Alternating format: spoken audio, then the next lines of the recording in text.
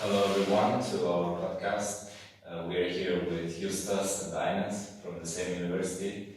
These guys have started a startup called Kloogo, and we're looking to ask them some questions about business and also about their new startup. So let's go. Hello, Daniel. Nice to see you. Nice to see you back. Yeah, so I think good start would be just for our listeners to have a quick overview. What is Kloogo? What are you doing? Which problem are you solving with your company? Sure, yeah, I can begin with that. Well, Kloogo is a matchmaking application or a platform that basically connects other startups with talents.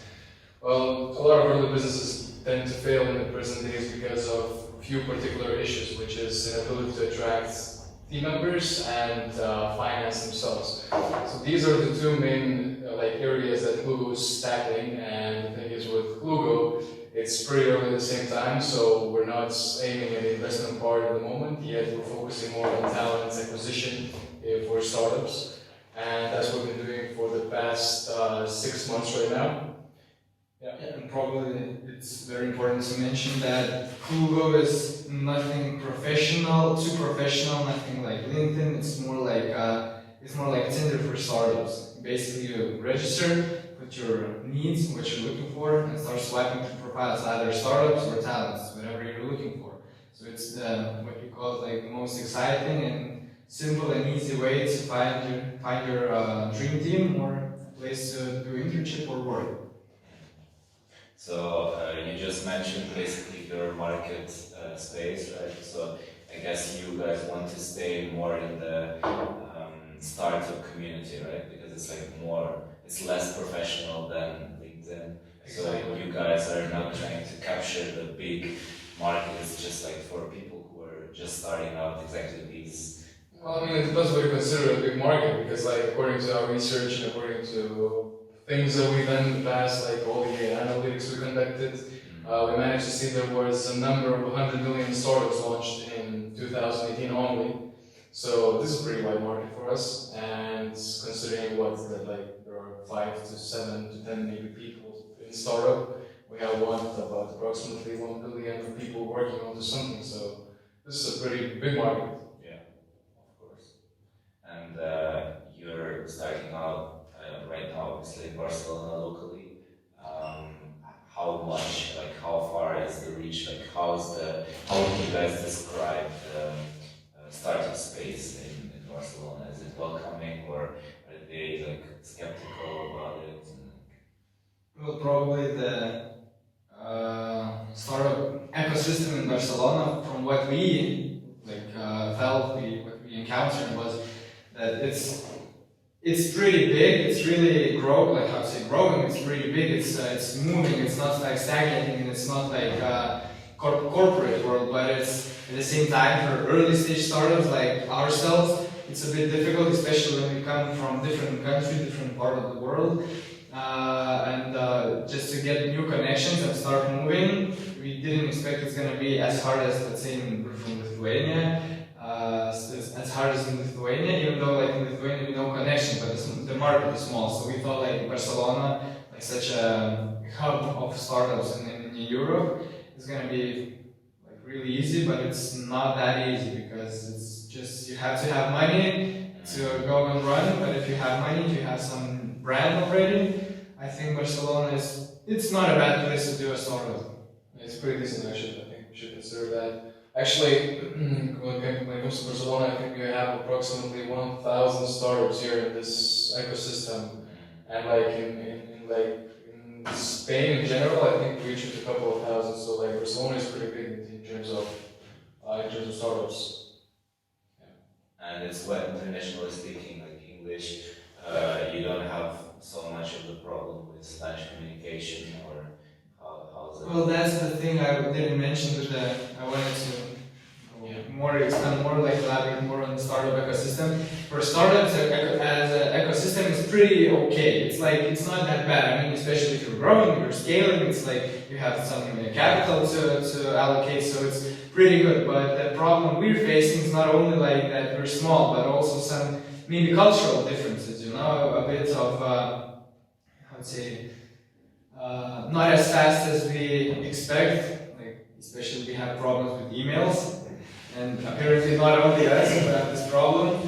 It's people are not very friendly by answering emails, and also a bit of more, like, I would say, chill environment. Everyone's relaxed. You know, if you're trying to push and hurry, they say like chill, relax. I'm gonna do it. Like I'm gonna do it. It's gonna be done maybe in 2 weeks. When you need it tomorrow, like it's gonna be like this. Yeah. You cannot change that. It's just a cultural thing. But I guess either have to adjust or just maybe communicate with other like how to say, segment other people. Yeah, let's dig a little bit more on what you said about culture. So I think it would be interesting for listeners to hear a little bit more about you personally, like where are you coming from, how do you come from being here in Lithuania to be an entrepreneur now in Barcelona, and how you came up with the idea of connecting startups. So like tell us a little bit about the background. Sure, so I think we can begin from me because I'm a bit older, I should say. Right, so the introduction once again. I'm Justas, I'm coming from Lithuania, I'm 22 at the moment. And I came to Barcelona back in 2017. It was my first year in GPS, and I always wanted to do something. I always wanted to realize my startup ideas and just try to make it work. And back then I had a very interesting idea, yet I couldn't actually realize it because I didn't have like a like-minded individual next aside of me. So what I figured is just like, okay, if I don't have anyone to work with, what should I do then? Then it happened that in 2018, when it was my second year, I decided to come to Barcelona, and we kind of met accidentally. You didn't know each other before? Like, we met a couple of times in Lithuania, but like we never really... We were extremely drunk to remember. Obviously, you're from the same city. Yes, and actually at some point we lived in the same neighborhood. So. Yeah, so it happened that like he just came to Barcelona in GPS as well, and so he just brought a different idea. It was like something different from different field. It was like related to cryptocurrencies and blockchain. We're like, okay, we should start doing that. I have a person to work with. He has me now. Maybe something's gonna work out. Then it happened that a few months passed by, and we realized that we don't have IT specialists right now. So we didn't even have a legal advisor who like specializes in IT in blockchain, you know, and which is like pretty niche thing, you know. To understand blockchain, it's really like new thing at the same time. So yeah, we faced this issue, and then we realized that we cannot move forward when we don't have like appropriate team members, at least, you know. So we decided to just postpone the project, or should we say shut it down temporarily. And we discovered a big issue in the market, which our competitors not really solve, which is finding talents for startups and other companies. Young companies, especially probably the most important word in this in early stage startups, because like startups, like let's say we all know Kloogo, but it's startup, but it's like almost like it's $1 billion valuation company, you know. So it's like for us, it's not a thing that we would attract. We attract for people like companies, small companies or startups, that our users, that like me, you, and whoever decides to use Kloogo, they can become pretty much a core team member, maybe even receive some equity in the future, or just at the same time. So basically, we're helping teams to build teams for startups. To build a team of motivated workers. Yes. All right. You want to elaborate on what? My background. Yeah. No, I'm Ines. I'm 21 years old. I'm from Lithuania. I don't know. Tell us a little bit, maybe like which kind of person you were in school, like were you a person that always did his homework on time and tried to focus well in school, or more the type of guy that, I don't know, preferred to hang out with friends and skip classes and always had in his mind that he doesn't need other people to become somebody or whatever. Well, I think at this answer this question. I can answer for both of us because I believe in this case we're pretty similar with Justas. That like our grades, at least my grades, always were pretty high, but I used to get them not the like how to say conventional way. You have to go talk to people, build relationships, and that's how you basically get the grades. But I always knew that like some fundamental subjects, that's like math, like Lithuanian language, especially in our like education system, is very like as an exam really hard. So you have to study history and like English language. Like these are 4 subjects that like you have to know in order to like become a bit like an advanced person, so you wouldn't be boring, so you would have something to talk about and wouldn't be so dumb in general. So those subjects, yeah, you're studying. I mean, you try to get something out of it, more than just like relationship. But in general, like school was pretty chill environment until the exams come and you have to go get all the answers and like build relationships back again with the professors. Okay. So all your English is from school, or did you learn it like from an external source? Well, probably, yeah. School was the first part, and then the second part was I was an exchange student in USA for a year, so I lived there. I don't know, interesting experience, new people, a lot of how to say, it was, before USA I consider myself as a child, after USA I consider more myself as an adult. It changes you, it makes you mature, and of course it also brings the how to say, the idea, the inspiration that you have to make your own money, you have to do something with your life, because USA is like a big country here, like especially coming from Lithuania, which is pretty small country, not very diversified with the cultures, and you just basically see one picture, and then you see other picture, like all the immigrants, all the like let's say poverty there and everything. You realize that you have to do something. And America was probably pretty different to Lithuania, I guess. Yes. the culture and the people in general. Yes. It's A lot. American dream, definitely. Definitely not. I mean, American dream hit me in Europe, so. How old were you when you were in America? I was 17. I mean, I left when I was 17, came back 18. Yeah, okay, cool. You also went abroad. Yeah, I did actually. I went to, when I graduated high school, I went to Australia for a year, but I was a bit older again. I was 19 when I left. I decided to spend there a year. And then I thought, okay, well, that place might not be that particular place where I'd like to spend my entire life. So I was like, okay, I should go back to Europe, find like-minded people, build something, not to stay in one place. And yeah, here I am, back to Europe, working with Agnes. But the point for you to go to Australia was learning English, or No, just to get out of your comfort zone? Just to get out of the comfort zone, actually. And I thought that Australia is like a top destination for students because they have some good universities over there.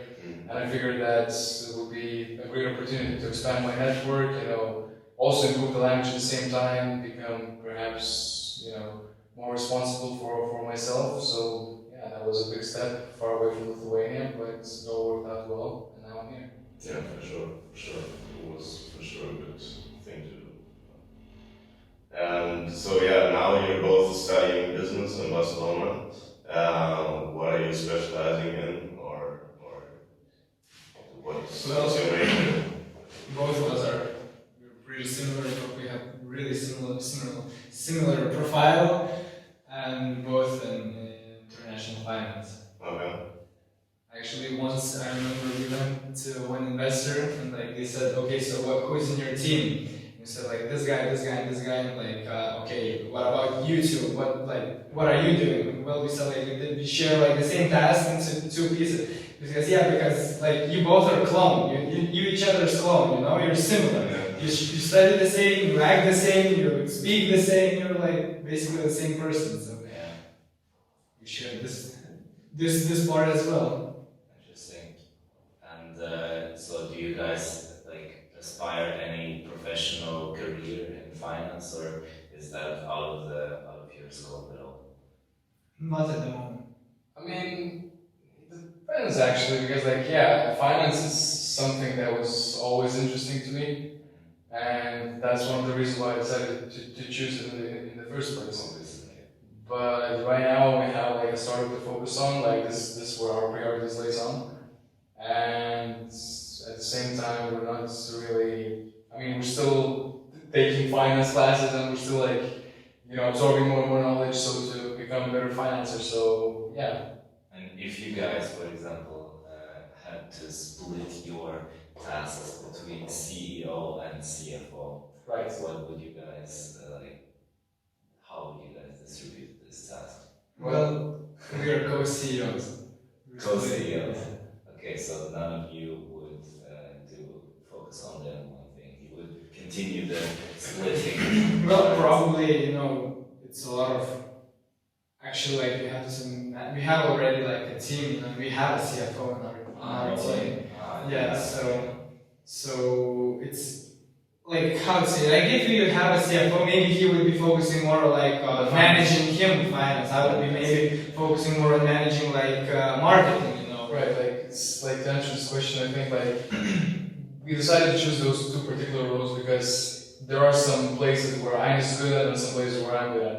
So, for instance, in order to manage the actual finance guy, I'm going to take the responsibility. In order for Ines to manage the organizational behavior in the company, he's going to take care of that. So this is how we're like splitting the tasks, and this is why we decided to choose these particular roles. You guys just touched on your team, so could you elaborate a little bit? What is your team consisting of right now? Sure. So currently we have 7 team members in our team, which is pretty big. Including you. Yes, So 5 right. We have the technical guy, who's been a software developer. So he's more like a CTO guy. We also have one marketing guy who's like in charge of advertisements and like visibility, exposure, etc. And lastly, we have the CFO guy who's also in charge of financing, investments, traction, and etc. We also have like those, designers like who are helping us to develop our application in a better and more appealing way for other people. Lastly, our PR guy who is helping with public speaking. Mm-hmm. So we consider him in a way like a team member as well. Yeah. So, and of course, we have our biggest part, which is the outsourcing team, IT development company, which helps us tremendously with the product development because our CTO guy is not as strong as we would like him to be. So currently he's learning and at the same time, as I mentioned before, absorbing more and more knowledge. But there are a couple of other people behind the wheel who are like spinning the app development. So we're extremely happy to have those as well. So if we consider those, I think it would be more than like 15. And all those people, are those like people that you have matched on Kloogo with the app with exist before, or it's more people that are very active on LinkedIn and professional, professional? Actually, it's a funny story, but we met our CTO guy actually on Kloogo. It was like, I don't know, it's a funny story also, like a success story that even we started this, but like we found our CTO, he's actually a Spanish guy, but he is studying in Lithuania, and for some reason we came to Lithuania during the end of the summer, and we actually we spread the word, even though there was some restrictions at the time only in Spain, and he was studying in one of the best universities in Lithuania. And we started swiping and we matched and we just randomly texted. We didn't expect something. We didn't ourselves. We didn't think it's gonna be this fast. And we texted him. He texted us back. We met, and now he's in our team. So this is basically the success story of ours. And and basically to answer the question, our team was developed actually on the way because we started me and Justas only. And we found our partners who were helping with the app, and then keep on finding people who could implement their knowledge, their experience in the growth of the project in general. So really nice story. Right. Yeah, I mean, proves that your product is right and your service. So yeah, it already answered the question if you hire professional help, but like I suppose that you're not doing revenue yet because you're still quite a small company and it's a service that you provide, while you now only focus on getting customers. I think. Tell me if I'm wrong with that. What we're focusing on mainly right now is like the traffic that is supposed to grow, and the success story, so that people could match one another. Building the global network. Exactly. So how do you pay your employees? We pay them with, let's say, with dreams, with future. Because at the moment, all of the people who are in the team, they're actually, that's why we built Kloogo, because we don't believe that startups, especially in our stage, they should pay for team members. They're doing it not because they want to earn money like this and like tomorrow get a salary of 1,000. They believe that the product in the future, like 10% of equity that they own, like now gonna worth like, I don't know, 10 million, 100 million, So that's how we do the same with our employees. We pay them in equity. And okay, that's how it goes. That's interesting. Because you never mentioned before. I think this is an interesting part about the global community. Well, I mean, this is in a way like how we're offering our service, like if you're a talent, you're going to a startup for 3 reasons. One, you're either going to do an internship in a big startup, so we're going to talk about Kloogo or someone that we're going to focus on in the future. Second one, you're going to find a job because you like the startup and you like to see the potential in terms of growth for a startup. And the third thing is you're joining an early stage startup where you believe you can add more value than anybody else and become a co-founder.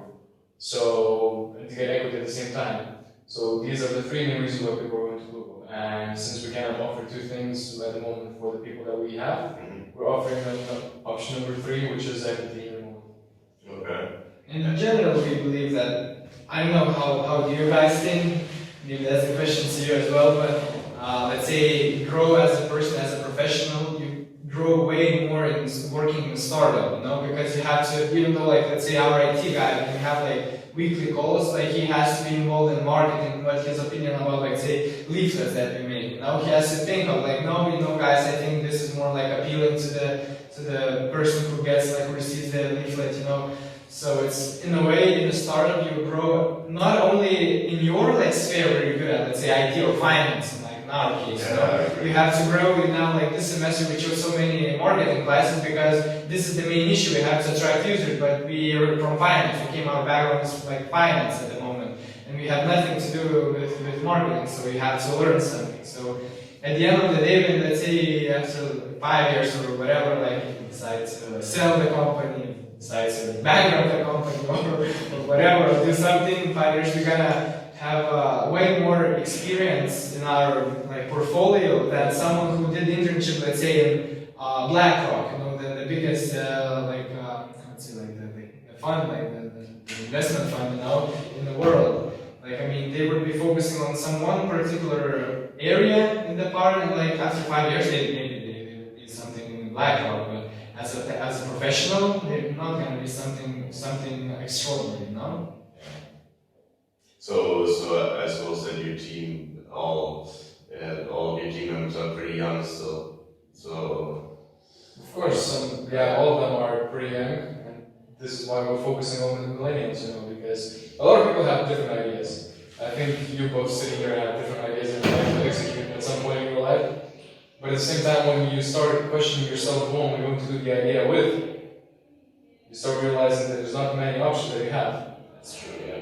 So that's why Kloogo comes into play, and that's why you're looking for same millennials, like-minded millennials. We can start working on the project that you might have, or maybe they might have, and they just seem to be interesting to you.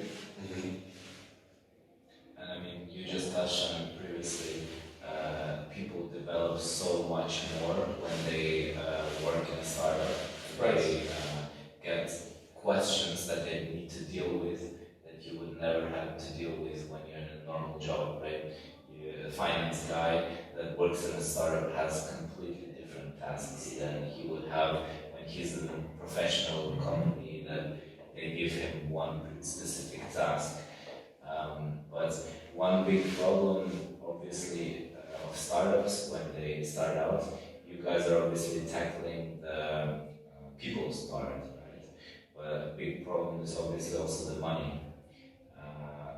We know that you guys are starting a Kickstarter, are running right now a Kickstarter campaign.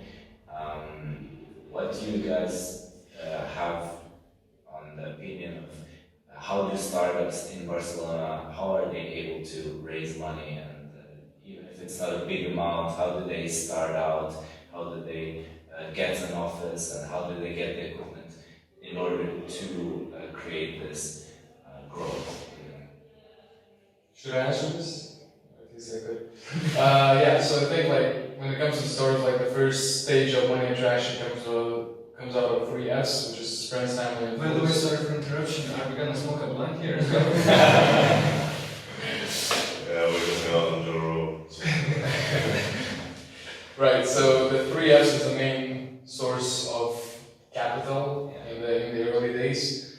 Then the second thing is probably either if you manage to show the investors that you have some sort of traffic, some customers that would be willing to, pay for the product or service that you're offering, then you can, go and talk to angel investors, and right after that, we're talking about the VCs, venture capitals, who would be more willing to invest bigger amount of capital into the project if they see that the company has the potential in terms of exponential growth. So yeah, so this is like the 3Fs at the beginning, and it's challenging. Like we started the idea approximately 8 months ago, but we launched the app only 6 months ago, and since then, 5 months. Yeah, my bad. So, and since then we were having a hard time attracting the money because, this is probably the most interesting part about startups. You have an idea, you think that it's very primitive, you have the business plan ready, you have the financial projections, you bring it to an investor and then he sees, okay, what is your product, what is your team, you're generating the revenue, and you tell him that you're not. Then he says, okay, well then come back when you do have it. So this is like this cycle, the spiral that we're all always in. Very interesting. Obviously the startup space in Barcelona is super competitive as well, as we talked about before. So you're also competing with these 1,000 startups within the Barcelona ecosystem that also want funding, right? It's also a question of competition in this. Obviously, service companies are technically quite cheap. If you compare it, there's a lot of startups that require big amounts of funding. Service is comparably quite cheap, and you're able to do it basically from your couch if you're willing to do it by yourself. Obviously it will never come to this point. You guys now all outsource the production of the app, which obviously makes it a lot more professional. But it's also like about the service apps in general. We touched really good point with the professor that the boom of SaaS startups, like service startups, is it's like a 2008 boom of real estate, Yeah. because people are believing the promised economy, or what's it called, when you just basically invest in the future, you invest now so the hope to get back money and profit out of this deal in the future. And these startups, they're also being funded a lot of money, being pushed, all the, let's say, Uber, it's how the funding was 25 billion dollars, and they're still not making money. The revenues are huge, 20-something billion, but they're not making money. And other startups, they're it's very, very hard, and I believe that everyone is now going for the idea of, you have the idea, you have something to show, some product, and then let's go to investor. And of course there are some investors who believe in you at this stage, but they just most of those startups, as we mentioned, 2018, 90% of them fail. So basically you have to focus more, especially in the early stage, on your product, on your validating the idea and showing that there is a big need, start growing. So when you show the growth, then you go basically to any investor and venture capital, and you basically they're gonna ask you to take the investment, you know. So I think it's also kind of like nowadays understanding how business should work. Just basically have the idea, go to investor, and then do the work, you know. Yeah. You guys earlier were mentioning that the first idea that you guys had with the cryptocurrency, right? You mentioned that it failed because of legal. You didn't have a legal advisor, right? There's a big legal gap, especially in cryptocurrencies, and you need to check what are the rights. You need to look at how is this in the SAS, like the service space. Is it the same amount of problem? Do you guys now have a legal advisor? How do you guys take care of the legal problems that you might face? Well, actually, to answer this question, our marketing guy is actually studying the law. So he's not only marketing that, but he also has some knowledge of it. He's gonna get the master in law this year, but he's been working for 5 years in marketing area. So he just there just to get the diploma. That's cool. So yeah, so basically all the GDPR regulations and everything, like he's taking care of that completely. Thankfully we have him. We also have like a, what do you call it, like a part-time lawyer in our team. Like when sometimes we have some legal questions, we go and ask.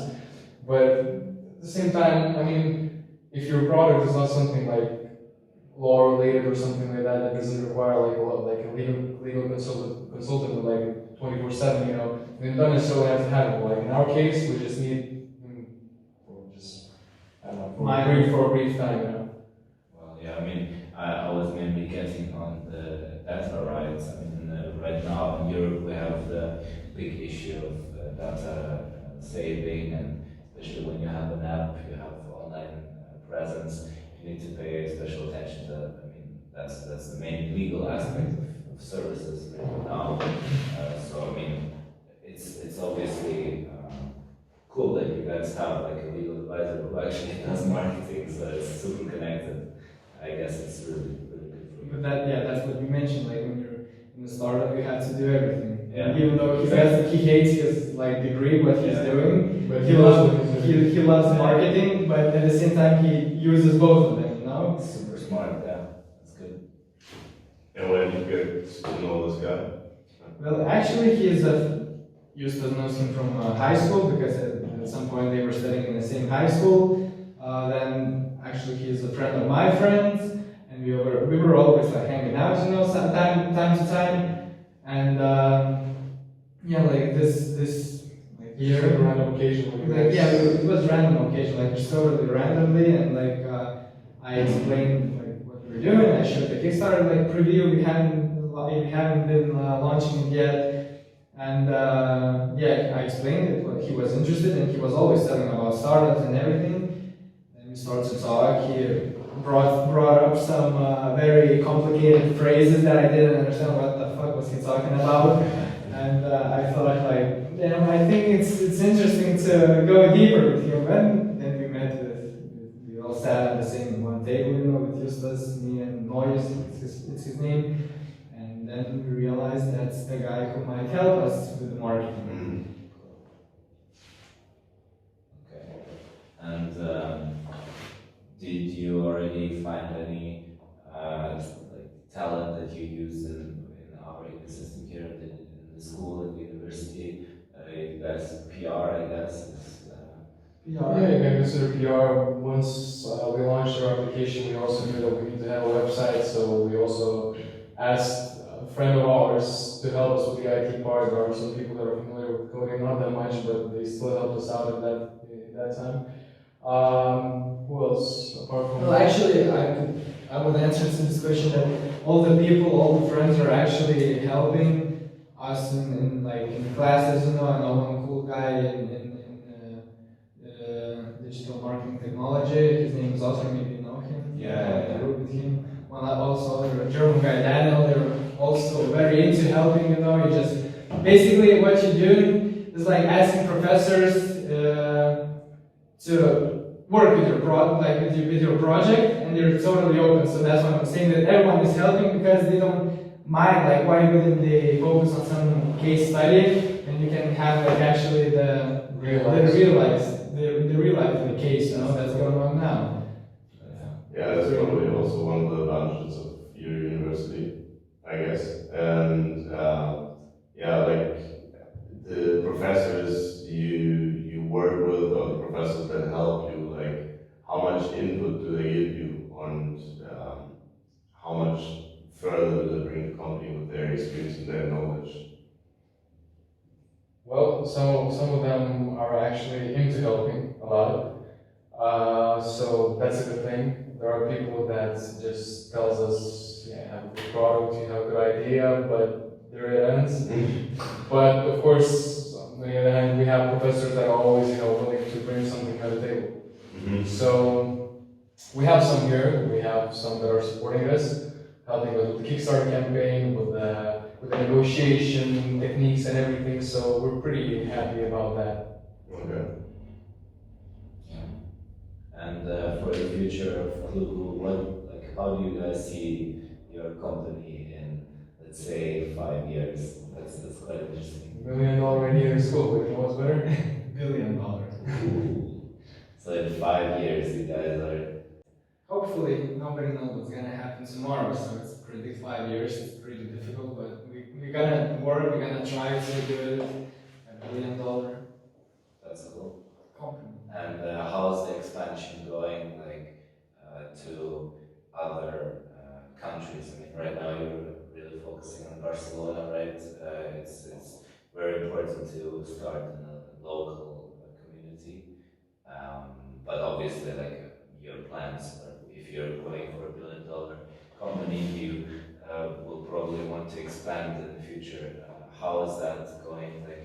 What are your plans of expansion? Are you going to stay in Spain, or what's the idea? I think we need to take care of one market first, so to go to the other one. But generally speaking, once Spain is dominated completely, we're going to go to other European countries, big ones that have also quite a magnificent startup ecosystem. So we're talking about Germany, France, we're talking about Sweden, all the Switzerland, So we're going to go that way, and then once we have those, we will then consider expansion to other continents. So we start with country, then we go to the continent, and then we are all over the place. That's the picture. And yeah, what do you need to bring Kloogo to this new level? Or what are you mainly missing on to get there? Is it only about investments, or if you would know the answer, we would probably be there already. That's what we're trying to figure out. What we actually need. Is it the users? Is it the investment? Is it what kind of users? Is it the startup that must be? Is it the talents or whatever? But I don't know. I think we need to perfect the product.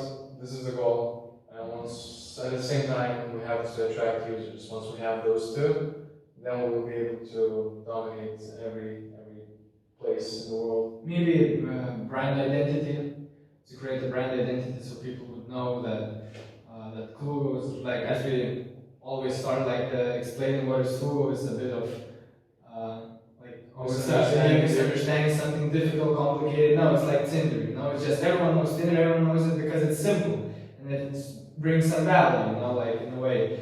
So you just swipe. So what we are trying to do, what we want to, what we would like to people to have the idea of Kloogo is just simple as Tinder, but useful, let's say in professional way and in sort of way as let's say LinkedIn, something in between those. So actually, a lot of people come to us and tell us, so yes, you a Tinder for startups, companies, they usually say, and people. We're not focusing on companies. For companies, there's another matter. We have, the substitutes for that. We have LinkedIn, we have Shaper, and any other Meet Frank, or etc. But here we are focusing on startups and talents, which are young, ambitious students that are willing to join a startup and get some experience in their lives. You just started to get into the technical part of how does the app actually work. I mean, you're basically often the misconception is obviously with the companies, right? You're Tinder for companies because you're finding startups for startups. So yeah, that's right. You see, this is where we're getting. But I mean, basically, how do you get the startups onto the platform? Or are you just interconnecting it with another, like you just mentioned, you have LinkedIn for that. Are you just going to put the companies who are listing as open for search? How do you get these? Because you need both. Yeah, well, we're trying it out in many ways. We haven't really figured out which one is the best yet. Well, we go to incubators, accelerators that are trying to boost other startups. So this is in an organic way we're trying to approach those and get those on the platform. At the same time, LinkedIn also helps a lot. And then we go to universities. Some universities people have brilliant ideas, but they cannot realize them again because of the poor team gathering. So we also approach those, and then when we put those all together, we have something in our app. So this is the way we go. That's cool. So it's a lot of marketing, and especially you have different segments, right? You're looking at the people who are starting it, Right, and the people who are looking to work in it. I should say it's more than like a lot of organic marketing. Yeah. So the way we like go physically, so it's not like something we're promoting on the social platforms like LinkedIn itself, Facebook, Instagram, etc. I mean, marketing is still a big part and growing, especially when you're looking at the client base. And a lot of people I know, and especially now in the current century, almost it's like almost a century of startups, right? Everyone wants to be an entrepreneur. Everyone wants to have their own company. But a lot of people then take a step back and they're like, oh well, me actually I don't want to start it myself. So you really have these two parts where people want to work and the people who still believe in the dream, right? And young people, do you guys have any crazy marketing ideas to get to these guys, or is there nothing in place so far? Well, our audience is that we're targeting not something that crazy, not like Tinder. It's not Tinder. It's more professional than Tinder. So it's for craziness. It's just basically, I don't know, maybe guerrilla marketing with like leaflets, like go like to places like co-working spaces, like some cafes which are like full of freelancers, students, So that's our like craziest marketing, I guess, because we just cannot. Maybe it would be a good like to vandalize the like investment banks and just put like Kloogo, go there instead of banks, Yeah. But I don't know if that would bring much value, to our application product and the problem we're solving, So the craziest is probably bring leaflets to everyone, and just craziest is just throw it in the air, saying the speech after, and then trying people to get their attention. So it's probably the best way to do it. But now we haven't really figured out the better ways how to approach and how to attract more people. But this is what we're doing right now. This is how we're trying to find different marketing plans and then get more users at the other end. What would be the main part where you guys would invest your capital in, right? You're looking for 16,000, I believe, on Kickstarter. 18,000. 18, yeah. And I mean, you guys probably have a plan. What's the directions you guys want to invest this in? Well, most likely, not most likely, most of the capital gonna go to marketing, since we already have like a product and we just need to maintain it, maybe implement something. So other part would go to product, but majority to marketing actually, because as I mentioned, like brand identity to like transmit the message correctly is really important, and of course like transmit, like what Beza said, like focus on product rather than marketing. In our case, we have to focus on branding first, then go back to the product again, because we believe that's how we can attract people. That's how we can attract those ambitious people who might have a lot of ideas, a lot of ambition, motivation, but still think there is some kind of shady, a startup, something not might happen, in the future. That might be a waste of time. So that's the way. I'm curious. You just started to say that. I mean, basically, your product is ready, right? That's what you guys are saying. There's in these Tinder things and the similar way. There's an algorithm behind the platform, right? Is there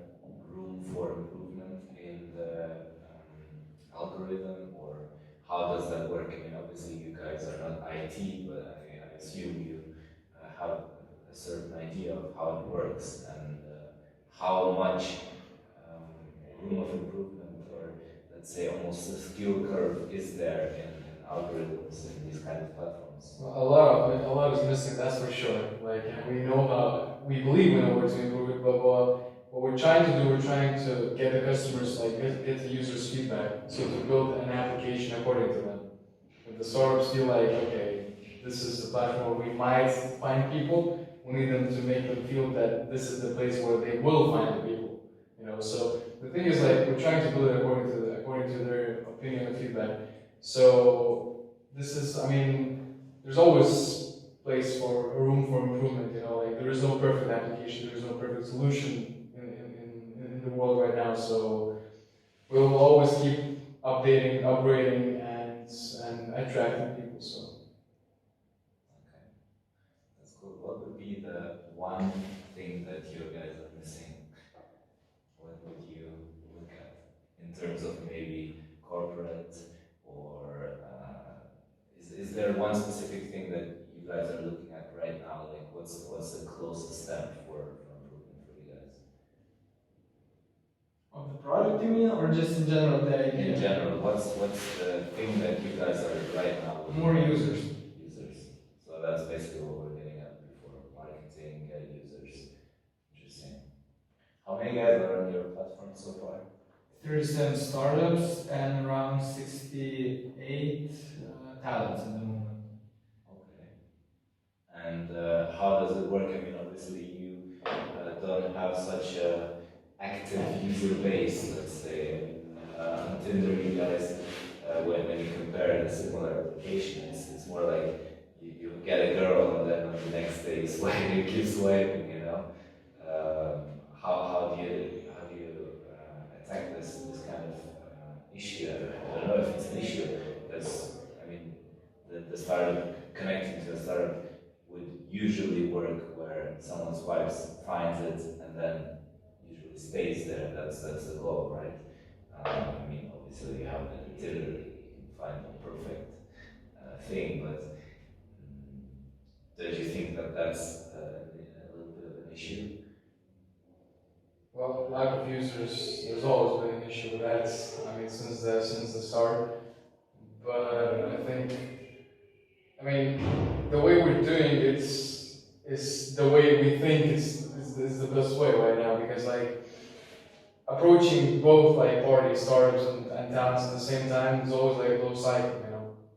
Or we go to startups and we tell them that, okay, we're building this application, we're asking you just to join and then stay for a couple of months and then wait for the users to come in afterwards. They always are so hesitant about that. They feel like, okay, maybe this is not something that we would put our effort in, you know. And the same thing goes with talents. We go to universities, we go to career centers, or we're speaking to students directly. Some of them download the app, register themselves, but if we go to universities in particular, they always say, okay, so we have startups. And we'll tell them, yeah, we do have like 37 at the moment. And they're like, oh yeah, but that's not that many, you know. So it's always this close cycle. So, like, we need to break it at some point. And what we're doing right now, we're trying to figure out which way is the best way to go.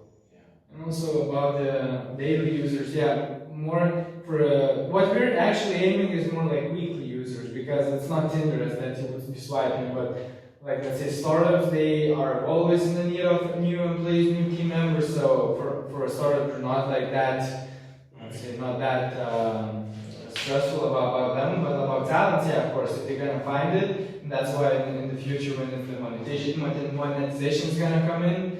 Like, the talents are going to have everything for free, just like in addition to buy some like subscriptions, you know, so to get like more features.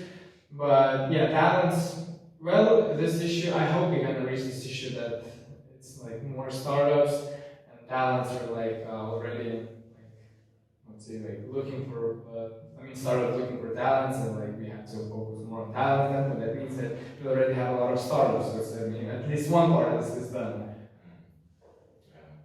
I mean,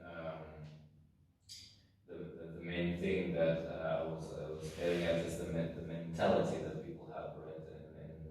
And Tinder, you go there and you have the mentality of, well, I'm just gonna have fun, thing that you do on the side. How do you guys plan to tackle this kind of connection to the application? I assume that people who enter this ecospace, they open the app and they're like instantly like, oh, I know this kind of system. How do you guys plan to differentiate yourself in the minds of people? I mean, it's obviously something that people should take more seriously than Tinder app. Well, everyone's taking it too serious, you know, and you're like going for a, let's say, those info job platforms and everything is just so complicated. You just go there and you hate those platforms, but you need them, you know. What we're trying to do is just make it simple, fun, exciting way of finding talents, you know, or finding a job. Because like you just basically, if you're unemployed or you're like a student like ourselves and just recent graduate, it's fun. It's like Tinder. So you either on the metro, you just swipe the profile. It's like you see something cool, you know, startup cool. Swipe like right, you know, you like it, they like you, match. Why not to meet with them, you know? So we don't want to change the mentality of something that it's serious. So you have to look swipe with the glasses, you know, and just be like as some kind of professor, you know. No, it's the same as Tinder. It's the same cool, fun application, but it might bring you more value than just a Tinder. Let's say for one night, it might bring you like the value of your whole life. Cool, I didn't look at it that way.